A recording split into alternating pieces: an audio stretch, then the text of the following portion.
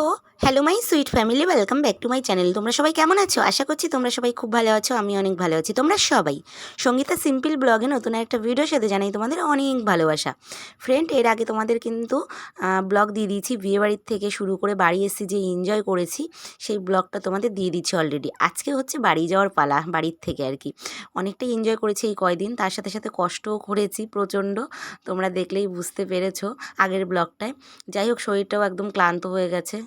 তো এখন হচ্ছে বাড়ি যাব না, অ্যাকচুয়ালি এখান থেকে একটুখানি আবার বদ্দি বাড়ি যাব। আমার বদ্দি বাড়ি এখান থেকে বেশ দূরে না, একদমই কাছাকাছি। তো ওইখানটায় আজকে রাতটা কাটিয়ে সকালবেলা বাড়ি যাব।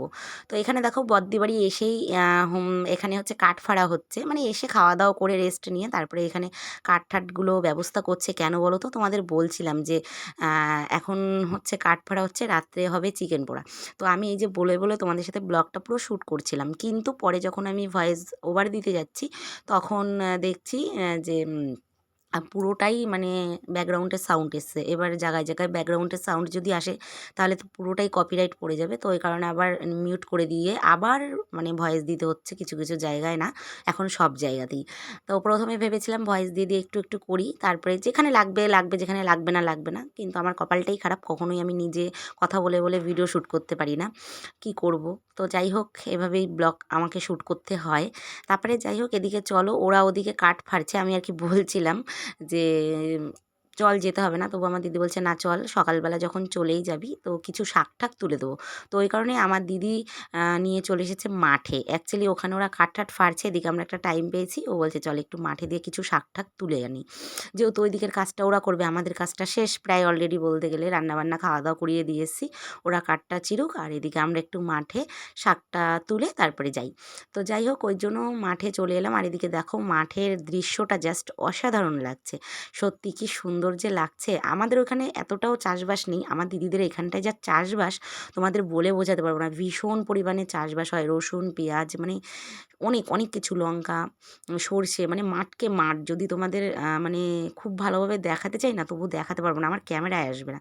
তবে তোমরা যেটুকু আমি দেখাচ্ছি বুঝতেই পারছো যে কতটা মাঠঘাট। যাই হোক, এদিকে চারোদিকের দৃশ্যটা এতটাই সুন্দর লাগছে। এই যে দেখো আমার সাইডে ধনে গাছগুলো, মানে ধনে গাছগুলো কি সুন্দর ফুল হয়ে গেছে, আবার বেশ বড় বড় হয়ে গেছে। আর আমাদের ওখানে তো জানোই মানে অত মাঠঘাটও নেই আর এত চাষও নেই, এই দিকটা প্রচুর চাষ হয়। আমার বাবার বাড়ির এলাকাটাও এতটাও হয় না যে যতটা আমার দিদির এখানটায় হয়। আমার দিদির এখানটায় প্রচুর প্রচুর বড় জায়গা, চাষবাসের জন্যই সুবিধা ওদের এই দিকটায়। তো যাই হোক, এই যে দেখো হেঁটে হেঁটে যাচ্ছি, হেঁটে হেঁটে যাচ্ছি, খুব ভালো লাগছিল। কিছু কিছু ভিডিও নিচ্ছে, আর দেখো এই যে সরষে অলরেডি কিছু কিছু খেতে আবার হয়েও গেছে। এদিকে দেখো এই যে রসুন, এইগুলো।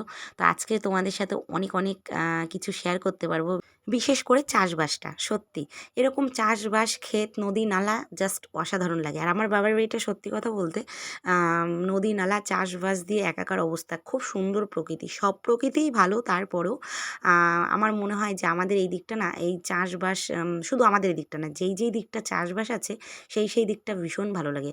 প্লাস একটা নদী আছে, মানে অন্যরকম একটা দৃশ্য। বিশেষ করে শহরে এই জিনিসগুলো দেখা যায় না। আর আমার জানো তো শহরে সত্যি কথা বলতে দম আটকে আসে। মানে খোলামেলা না, আমরা যেরকম খোলামেলায় থাকতে থাকতে মানুষ হয়েছি, বড় হয়েছি, আমাদের এই খোলামেলা দৃশ্যগুলো খুব ভালো লাগে। আর বিশেষ করে গ্রামের গ্রামের দৃশ্য খুব ভালো লাগে। শহরটায় মনে হচ্ছে দম আটকে আসে। প্রচুর থেকেছি, শহরেও থেকেছি, যে থাকিনি একসময় তা না, থেকেছি। কিন্তু সত্যি কথা বলতে আমার শহরটা কোনোদিনই ভালো লাগে না। হ্যাঁ, যাতায়াতের যানবাহনের বড় বড় পাকা বাড়ি ঘর এগুলো প্রচুর ওদিকে, এখানটায় অতটাও নেই। তবে এখানটা যা মাঠঘাটের সৌন্দর্য, প্রকৃতির সৌন্দর্য, সেটা মানে একাকার অবস্থা। তোমরা তো জানোই প্রকৃতির সৌন্দর্যটা হচ্ছে সবচাইতে সৌন্দর্য বেশি, তাই না? তো এদিকে দেখো পেঁয়াজকলি কত বড় বড় হয়ে গেছে, পেঁয়াজকলিগুলো মানে এদিকটা পুরো কমপ্লিট ফসল আর কি তোলার মুহূর্তে। অলরেডি তুলে অলরেডি বিক্রিও করছে, দেখলাম সাইকেলে করে পেঁয়াজকলি তুলে নিয়ে গেল বিক্রি করার জন্য। আর ওই পেঁয়াজকলিগুলো তোমরা যারা যারা দেখোনি পেঁয়াজকলি গাছ কেমন, আমি তোমাদের একটু দেখিয়ে দিলাম। তারপরে যারা দেখোনি যে ধনে গাছগুলো কীরকম হয়, দেখো ধনে গাছের এই যে ফুল চলে এসছে, অবশ্যই তোমাদের এটা খুব ভালোভাবে শেয়ার করব বসে ঠসে। তো দেখতে পাচ্ছ এই যে ফুল চলে এসছে, কতটা সুন্দর লাগছে দেখতে। তো আমরা এদিকে দেখো হেঁটেই যাচ্ছি। অ্যাকচুয়ালি আমার দিদি ও হচ্ছে নিয়ে যাবে ওর জমিতে। ও কিছু জমি আর কি চাষ করেছে ওদের নিজেদের আর কি। তো সেখানেই দেখাতে নিয়ে যাচ্ছে। তো অলরেডি দেখাতেও মানে এসছি। তারপরে এই যে কিছুটা শাক তোলা হচ্ছে। এটা হচ্ছে কী শাক বলো তো? বেঁতে শাক। মানে এত বড় বড় হয়েছে বেঁতে শাকগুলো। এই ধনে শাকের মধ্যে এই যে দেখতে পাচ্ছ এগুলো হচ্ছে ধনে শাক, তোমাদের আমি বলছিলাম। কিন্তু কি বলবো, আমি পুরো কথা বলে তোমাদের সাথে এই ভিডিওটা করেছিলাম, কিন্তু ওই যে ব্যাকগ্রাউন্ডের প্রচণ্ড সাউন্ড আসছিল। মাঠেও এত ধুধু মাঠ, তারপরেও জানো তো সাইডেই একটা জল পাম্প আছে, ওইখান থেকে জল দিচ্ছিল আর বটবট করে আওয়াজ হচ্ছিল। তো এই কারণে আবার মিউট করে দিতে হয়েছে এখানটা।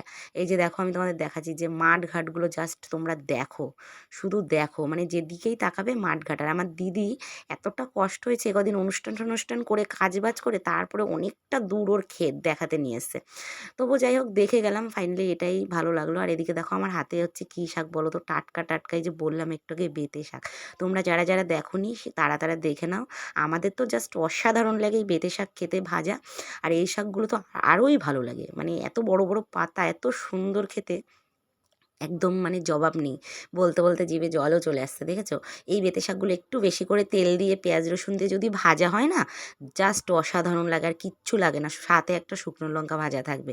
সেইটাই আমি তোমাদের বলছিলাম। আর ওই যে আমার দিদি, ও শাক তুলছে অনেকটা। আমি ওকে অনেকক্ষণ ধরে বলছি চল, আর লাগবে না, হয়ে গেছে। এত শাক কতদিন বসে খাবো? ও তারপরেও দিচ্ছে। মানে আমার দিদি না প্রত্যেকবারই শাক ঠাক দিয়ে দেয়, তোমরা দেখো আমার ভিডিওতে নিয়ে যায়। কিন্তু এবার যেহেতু আমি চলে এসেছি, তো ওই কারণে আমাকে ব্যাগ ভরে দিয়ে দিচ্ছে। আর এদিকে দেখো ধনে ফুলের মধ্যে দিয়ে এই দেখো কি বড় বড় একটা বেঁতে শাক হয়েছে, দারুণ না বলো? আর ধনে শাকগুলো কিন্তু খুব সুন্দর লাগছে দেখতে। তো বড় বড় হয়ে গেলে কিন্তু এইরকম হয়ে যায় ধনে ফুল, যেটাকে তোমরা অনেকেই হয়তো চেনো না। তো আমার এই ব্লগটা দেখলে তোমরা অনেকেই চিনে যাবে।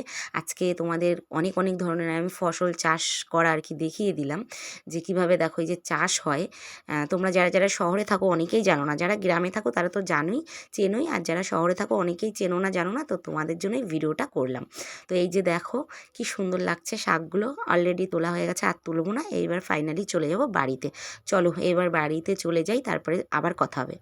বাড়িতে চলে এসেছি অনেকক্ষণ আগে। তো সন্ধেবেলা একটু চা টা খেয়ে মুড়ি টুড়ি খেয়ে তারপরে এই যে চিকেন পোড়া হচ্ছে বাটার দিয়ে, বাটার লাগিয়ে চিকেনটা ছ্যাঁকা হচ্ছে আর কি বলতে পারো আগুনে, জাস্ট অসাধারণ লাগে। আর এই খাবারটা না তোমাদের দাদাভাই এসেই এখানে শিখিয়েছে। একবার এখানে এসে শিখিয়েছিল অনেক বছর আগে, তো খেয়ে এত ভালো লেগেছিল সবার, সেই পরের থেকে এখন প্রায় যখন আমরা আসি শুধু এই যে চিকেন পোড়া খাবো। তো তোমাদের দাদাভাই আর আমার জামাইবাবু মিলে, দুজন মিলেই এই যে করছে, সাথে আমার ভাইও আছে, আরও অনেক লোক আছে।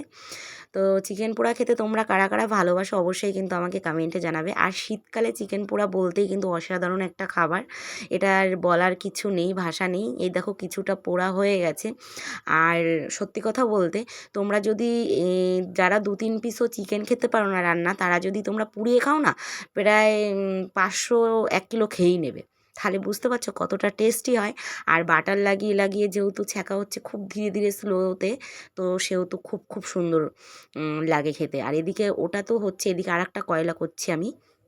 তারপরে চলো আমার বর বলছে, আমার জামাইবাবু দিদি বলছে একটা টেস্ট করে দেখ কেমন হয়েছে। তো আমি নাড়ানাড়ি করছি হাতে নিয়ে, টেস্ট করবো কি, মানে প্রচণ্ড গরম। তো যাই হোক এখানে তোমার হচ্ছে একটু টেস্ট করে নিই। আর তার সাথে করা হচ্ছে একটা চাটনি, আমি নিজেই করেছি ধনেপাতা বাটা দিয়ে, ধনেপাতা বাটা বলছি কেন, ধনেপাতা, রসুন, তারপরে হচ্ছে লেবু, তারপরে হচ্ছে শুকনো লঙ্কা, মানে হচ্ছে পুড়িয়ে নেওয়া হয়েছে, সব দিয়ে এই যে মিক্সড করে একটা চাটনি করা হয়েছে, জাস্ট অসাধারণ হয়েছিল খেতে, তোমাদের বলে বোঝাতে পারবো না। চলো আমরা হচ্ছে খাই, এনজয় করি। আর হচ্ছে তোমাদের সাথে বাড়িতে গিয়ে আবার দেখা হবে, সকালবেলায় বাড়ি চলে যেতে হবে, এখন তো প্রায় রাত 2টো বাজতে যাচ্ছে। বাড়িতে চলেই এসেছি, তো ভাবলাম চলো এই ব্লগটা খুব বেশি বড় হয়নি, তো এই ব্লগের সাথে আর একটা পার্ট তোমাদের জুড়িয়েই দিই। তো আজকে হচ্ছে কি বলো তো, আজকে হচ্ছে সরস্বতী পুজো।